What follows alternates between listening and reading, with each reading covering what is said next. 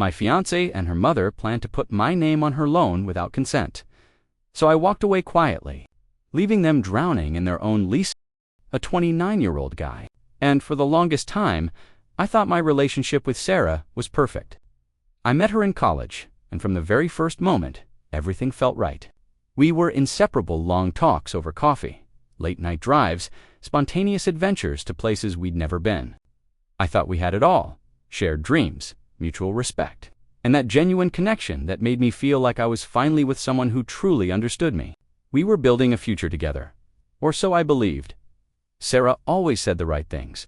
She was so easy to talk to, always making me feel like the center of her world. I'd drop everything for her, working long hours so we could afford our dream wedding. I wanted everything to be perfect for her. She had this way of making everything seem flawless, like we were meant to be together. Her laugh, the way she looked at me when she thought I wasn't paying attention, it was like something out of a movie. Everything felt right, but looking back now, I should have seen the signs. There were moments when Sarah seemed a little distant, small things at first. She'd pull away emotionally or cancel plans last minute, claiming work stress or wedding planning was just too much. I'd brush it off, tell myself it was just pre-wedding anxiety. It seemed normal, right? After all, we were both under a lot of pressure. But deep down, something didn't feel entirely right. Sarah always needed to control the narrative, control the decisions. She'd make little comments like, "Let's do it my way. I know what's best for us," but I never questioned it. I thought it was just her being proactive, taking charge of our future. I was so in love, I didn't want to rock the boat. The truth is, I was blind to it all. Blind to the fact that maybe, just maybe, I wasn't as much a partner in this relationship as I thought. I didn't see it then, but I was already starting to lose myself. I should have been excited, right?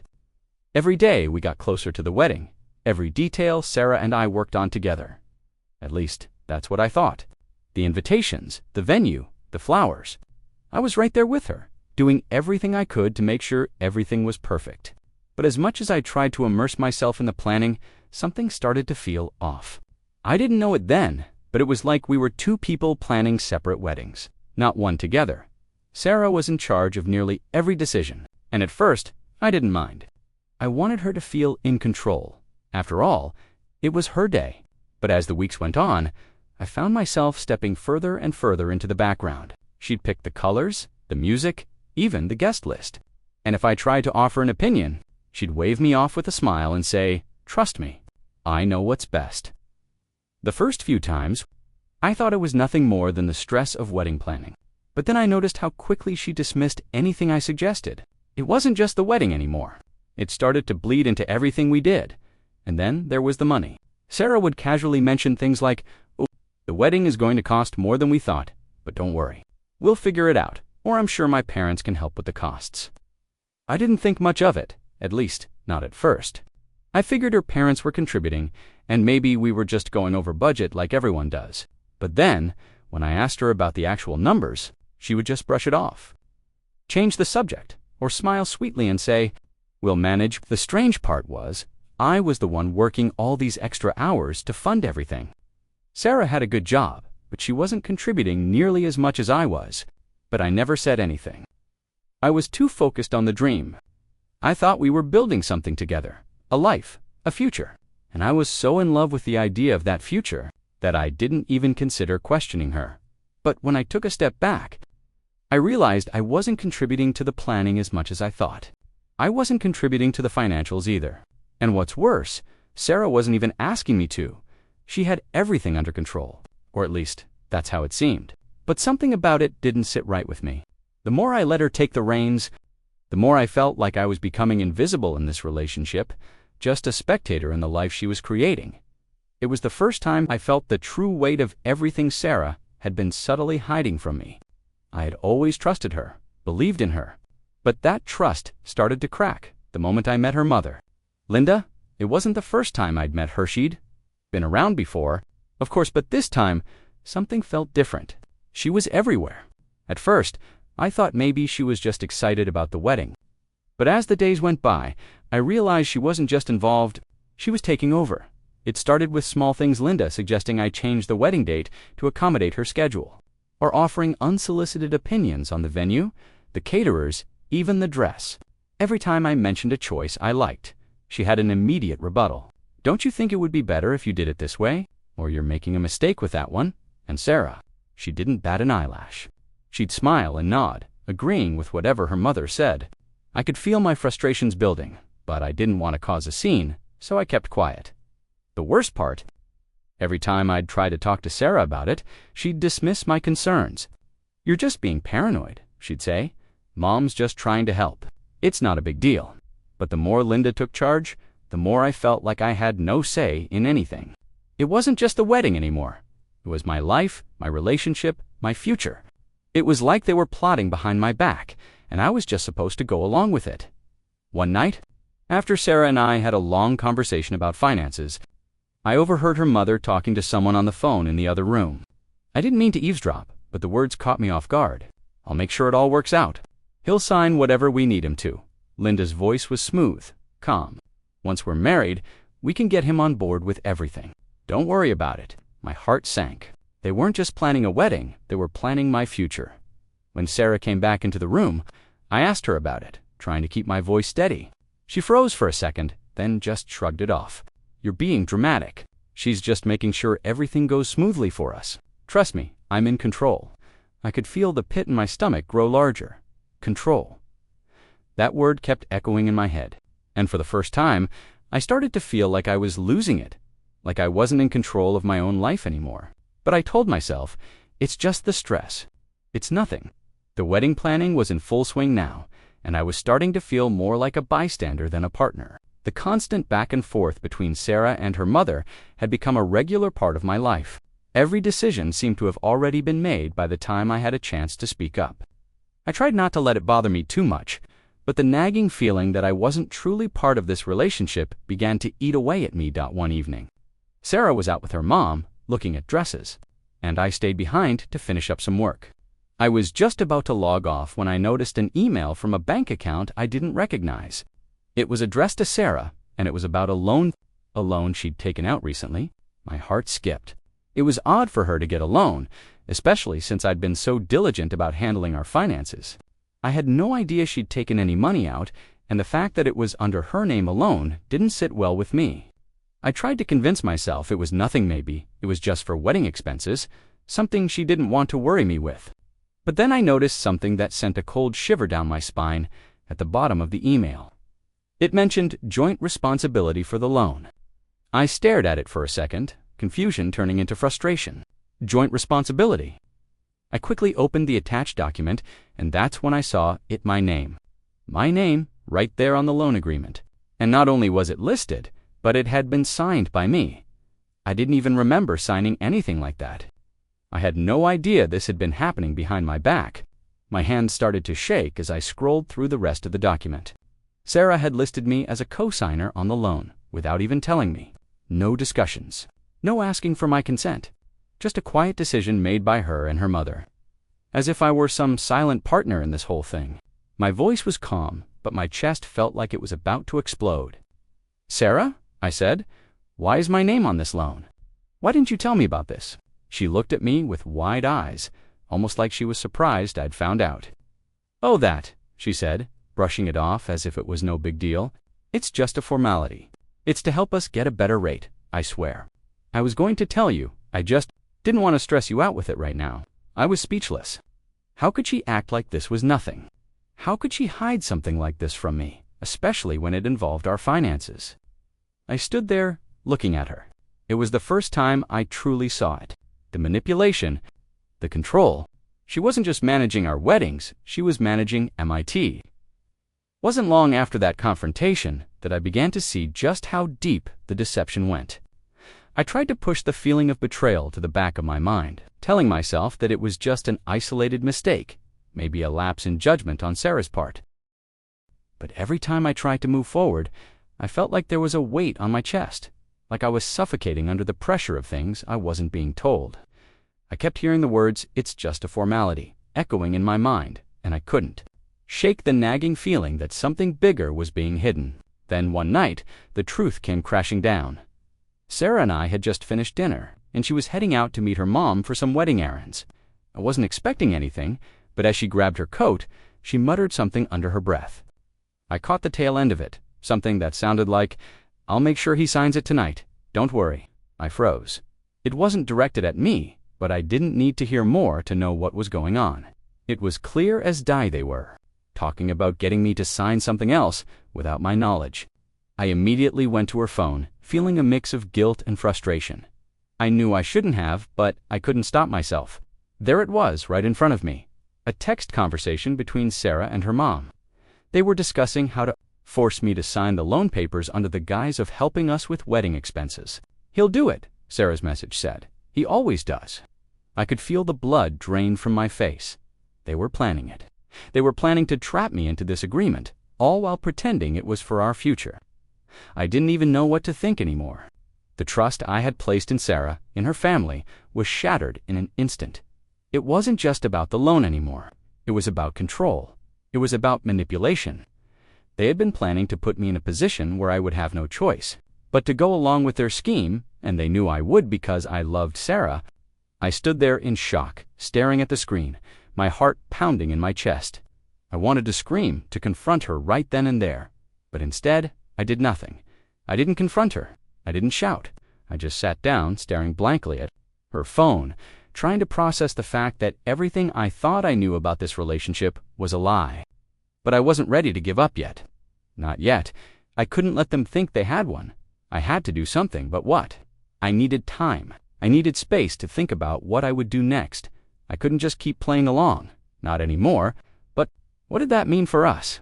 The days that followed were some of the most confusing and emotionally exhausting of my life. I kept telling myself that maybe I was overreacting, that Sarah didn't mean any harm. But deep down, I knew I couldn't ignore it. I couldn't ignore how her words, her actions, and even her mother's involvement were slowly pushing me into a corner. Everything felt like a calculated move to make sure I'd never say no every time I tried to bring it up. Sarah would sweet-talk her way around it, as if she were the perfect, loving fiancée. "Don't worry about it," she'd say. "I'll take care of everything. It's just a loan. We'll be fine. You trust me, don't you?" It was like she was trying to put me in a trance, making me second-guess my own feelings. I did trust her, and I hated myself for it, but there was something inside me that was starting to crack. The more she reassured me, the more the doubt began to eat at me. One night, I came home after a long shift, my body drained, my mind foggy. Sarah was sitting on the couch, and for the first time in weeks, she wasn't glued to her phone, making wedding plans or texting her mom. She actually seemed present. I thought maybe it was my chance to finally talk to her, to ask her about the loan one last time. I sat down beside her, trying to keep my voice calm, but the frustration kept leaking through. "Sarah, we need to talk about this. I can't just keep brushing it off. Why didn't you tell me about the loan?" Her face softened, and for a moment, I thought I saw a genuine concern in her eyes. But then her hand reached out, and she gently took mine, the way she always did when she was trying to calm me down. "You're overthinking this, baby. It's just a little paperwork. It's not a big deal. It's not like you have to do anything. I'll handle it." But I was done with those words. I was done with her pushing me aside, pretending everything was fine. I pulled my hand away, feeling the sharp sting of betrayal. "I don't think you understand. This isn't just about the loan, Sarah. It's about everything. You've been making decisions without me, and I'm tired of it." Her eyes narrowed, and for the first time, I saw a flicker of annoyance flash across her face. "You're being dramatic," she snapped. "You're acting like this is some huge issue, but it's not. You'll see. Everything will work out. We're a team, remember?" But I wasn't sure anymore if we were a team. I wasn't even sure if I was in this relationship at all. It felt like I was just a pawn in her game, being pushed to the edge of something I couldn't see, something I wasn't ready to face. That night, I couldn't sleep. I tossed and turned in bed, thinking about how everything had gone so wrong. My mind kept racing, but the truth was getting harder to deny. Sarah wasn't just manipulating me, she was using me. And worse, I was letting it happen. I had a choice to make, but I wasn't sure if I had the strength to make it. Yet the next few days felt like a blur. I tried to go back to our normal routine, but everything had shifted, and I couldn't stop thinking about the loan, the text messages, Sarah's dismissive attitude. It was like the person I had known and loved was slowly slipping away from me, and all that was left Was this version of Sarah that I didn't recognize cold, calculating, manipulative? I decided to take matters into my own hands. The more I thought about it, the more I realized that I couldn't just ignore the things that didn't add up. So I began digging. I went through our shared accounts, her personal emails, and even her phone. I felt guilty doing it, like I was betraying her trust, but I had to know the truth. I needed answers. It didn't take long before I found what I was looking for. Among the pile of emails and wedding-related receipts, I found documents from Sarah's past credit card statements, loan applications, and a long list of unpaid bills. Unpaid bills! She had been hiding them from me. In fact, there were several loans she'd taken out before we even met. All of them were still open, and the balances were mounting. The worst part, she had used her perfect credit score as leverage to get approved for loans that she clearly couldn't afford, all while keeping it hidden from me. The weight of the discovery hit me hard. Sarah had been hiding financial problems for years, problems that I was only just now beginning to uncover. But as I continued to dig, I found something even more disturbing. Sarah had taken out a loan, just 6 months before we met, listing me as an emergency contact. An emergency contact. Not a partner, not a fiancé, but just someone to call when the mess hit the fan.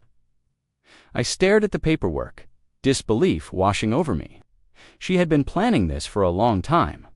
I confronted her that night, the bile rising in my throat as I walked into the living room, holding the documents in my hand.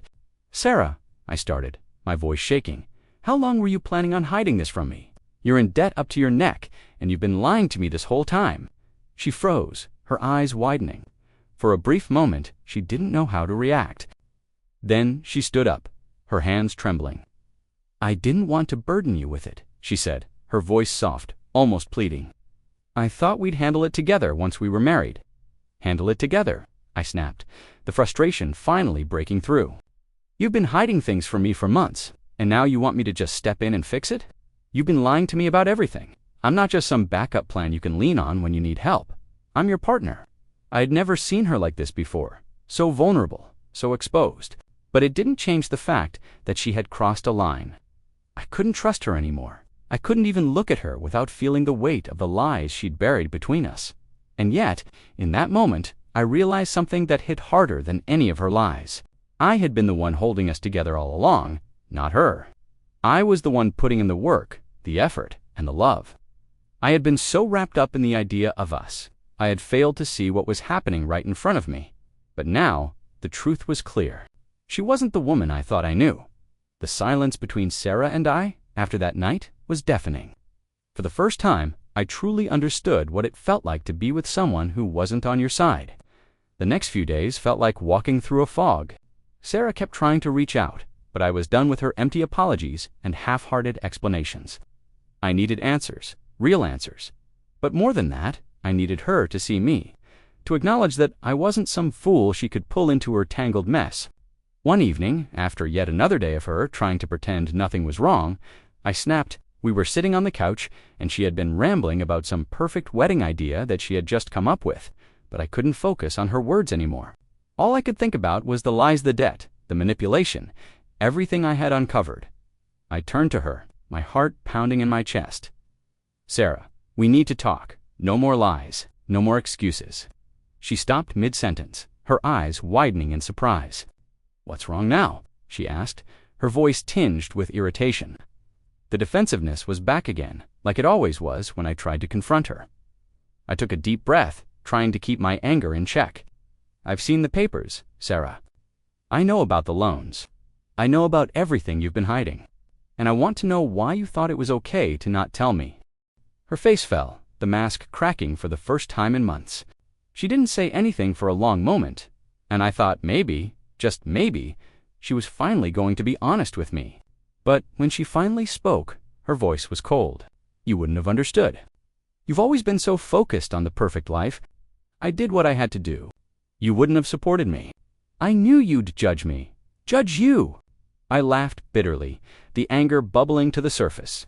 "I trusted you, Sarah. I was building a life with you, and you've been lying to me, making decisions without me. Do you know how that makes me feel? Like I don't even matter. Like I'm just here to fix your problems." She stood up suddenly, her hands clenched at her sides. "You're being dramatic. I'm just trying to fix things. You can't see that. I stood up, to the rage simmering just under my skin. Fix things. You don't get to play the victim here. You've been controlling everything, Sarah, and I've just let you. I've been too blind, too stupid to see that you don't even respect me. You think I'm just a tool you can use to get by. Her face twisted in anger. How dare you talk to me like that? After everything we've been through, this is how you react. You're just like the rest of them. You don't get it. I get it, Sarah, I said, my voice shaking with the weight of my words. You've never cared about me. You've only cared about what you can get from me. You've been using me, and I was too stupid to see it. There was a long pause, the tension thick in the air. Her eyes were filled with a mix of anger and something else. Something I couldn't quite place. But before I could say anything else, she turned away, her voice low and shaking. You're making a huge mistake. You'll regret this. I didn't say anything. I didn't have to. I knew then that the woman I thought I knew, the woman I thought I loved, was gone. There was nothing left to fix, nothing left to say. I thought the confrontation would be the hardest part, but I was wrong. The hardest part was living with the aftermath, the emptiness that came after I finally broke the illusion. The days that followed felt like I was walking through a haze. The house felt colder without her warm, constant presence. But I couldn't shake the feeling that everything had been a lie. The perfect life we had planned together. It was a facade built on lies and manipulation, and I had been too blinded by love to see it. I started to pull away. Sarah tried to reach out, of course. There were texts, calls, even long tear-filled voicemails.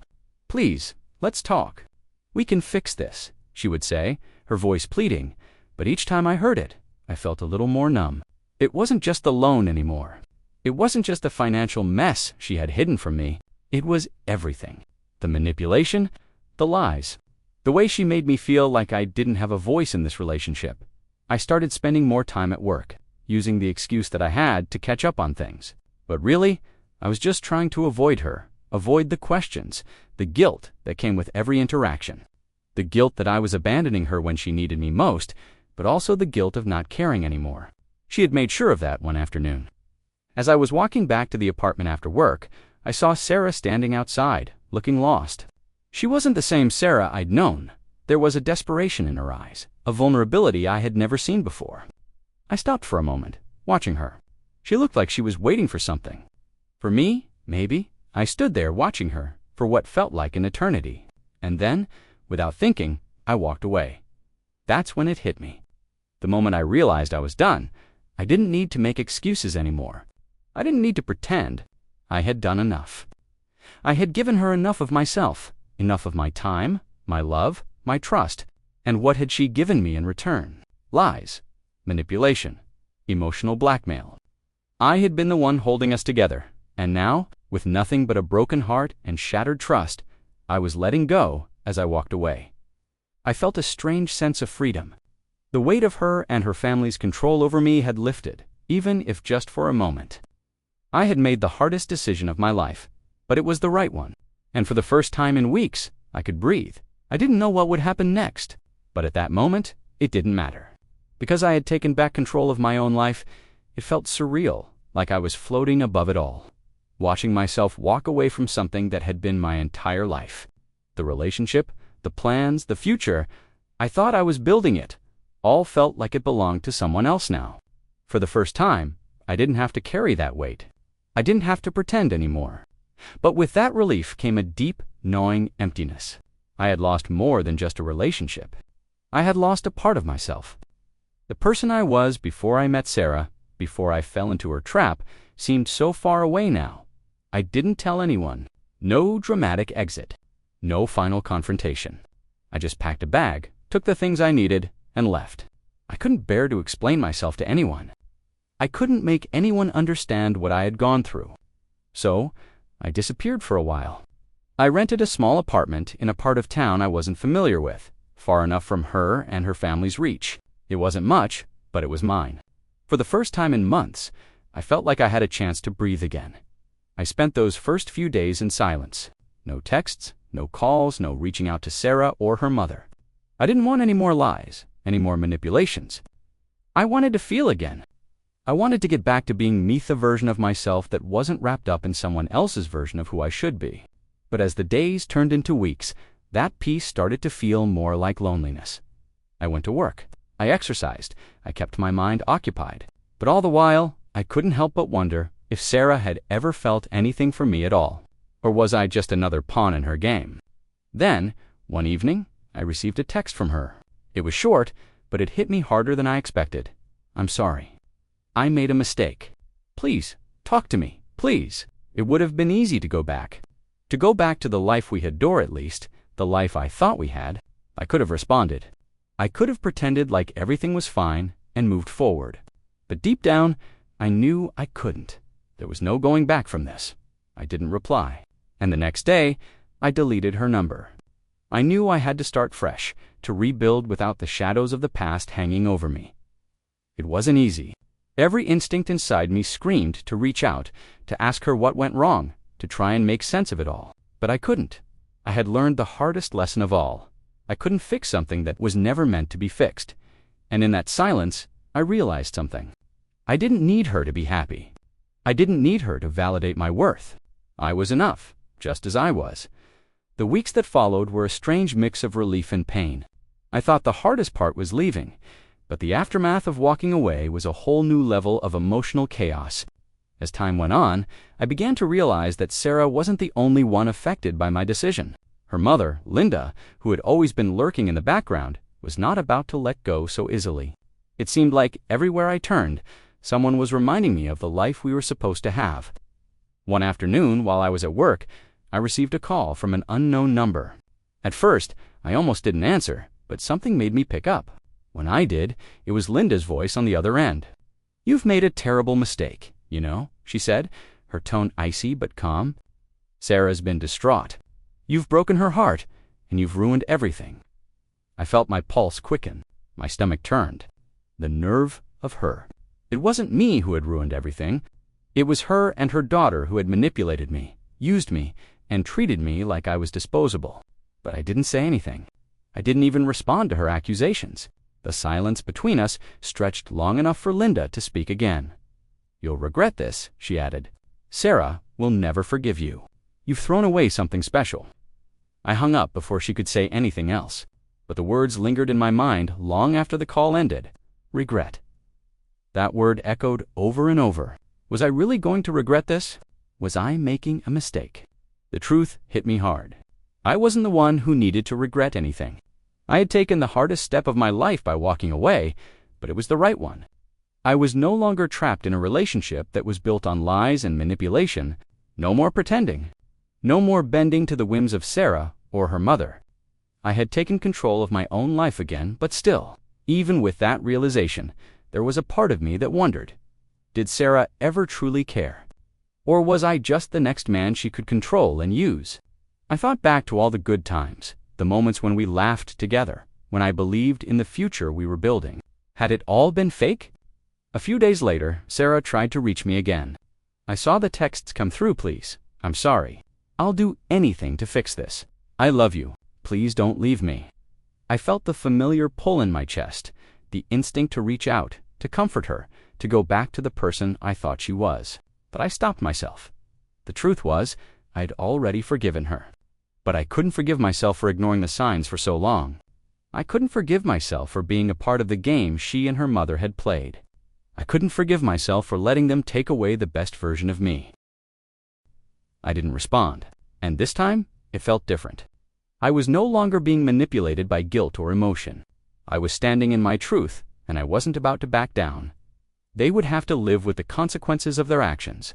I had no part in that anymore. It's strange, looking back at everything now. It's been a few months since I left Sarah, since I walked away from the life we were supposed to build together, a life that I thought was perfect, but in reality was a carefully constructed illusion. I spent a long time questioning myself, wondering if I made the right choice, wondering if there was any way I could have saved it.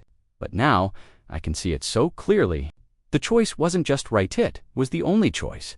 The days after I left were filled with confusion and anger. There were moments when I wanted to reach out, to hear her voice again, to believe that maybe, just maybe, we could salvage something.